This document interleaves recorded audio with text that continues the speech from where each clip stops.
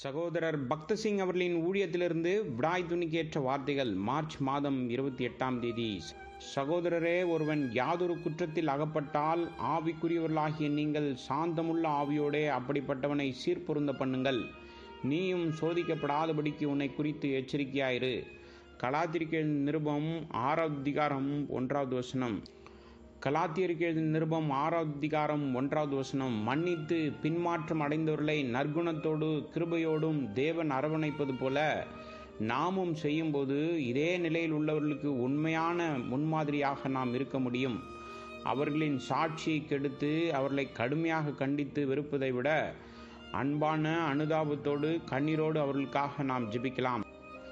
அன்புடனும் மனத்தாழ்மையுடனும் அவர்களிடம் அணுகுவது எப்படி என்பதை நாம் கற்றுக்கொள்கின்றோம். மேலும் அவர்களை மீண்டுமாக தேவனிடத்தில் கொண்டு வர நாம் முயற்சிப்போம். கலாத்தியருக்கு நிருபம் 6 மற்றும் 2 பல நுட்பமான வழிகளில் பிசாசு விசுவாசிகளின் வாழ்க்கையில் தோல்வியை கொண்டு வர முயற்சிக்கின்றான் என்பதில் சந்தேகமில்லை. அவர்கள் பலமாக சோதிக்கப்படும் போது பலர் வீழ்ந்து போகிறார்கள். பின்னர் அவர்கள் மற்ற விசுவாசிகளால் கண்டனம் செய்யப்பட்டு கைவிடப்படுகிறார்கள். சிலர் அவர்களை வெறுக்கிறார்கள், அவிசுவாசிகளும் அவர்களை வெறுக்கிறார்கள். ஆனால் நம்முடையவர்கள் பின்மாற்றம் அடைவதை கண்டு மனம் திரும்புவதற்கு ஆண்டவர் எப்படி பொறுமையாக காத்திருந்தார் என்று பார்க்கின்றோம். நாம் ஆதி அன்பை இழந்தபோது நம் தேவையை எவ்வாறு அவர் பூர்த்தி செய்தார், நாம் அவரிடம் திரும்புவதற்கு அவர் எவ்வளவு அருமையாக உதவினார், எவ்வளவு அன்பான வரவேற்பு கொடுத்தார் என்பதை நினைவில் கொள்வோம். இதனால் நாமும் அவர்களுக்கு உதவ முயற்சிக்காமல் இருக்க முடியாது. நாமும் அவர்களுக்காக கண்ணீரோடு ஜெபிப்போம்.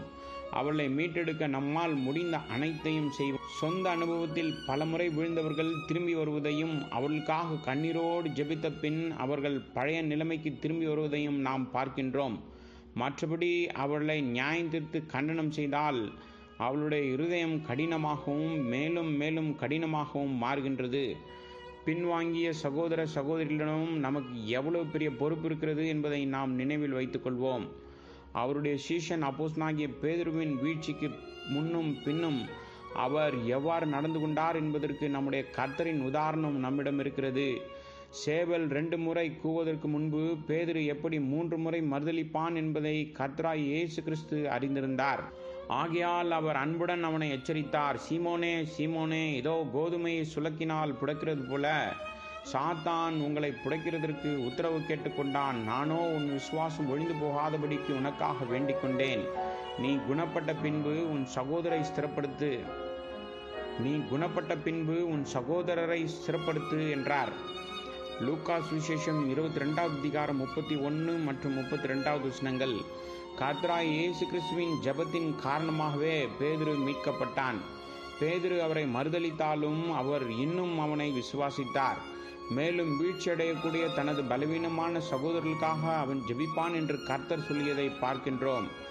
கர்த்தர் பேதுருவை தம்முடைய கடைசி செய்தியில் யோவான் சுவிசேஷம் 21 15 முதல் 17 வரை நாம் திரும்ப ஒரு வார்த்தையை பார்க்கின்றோம்.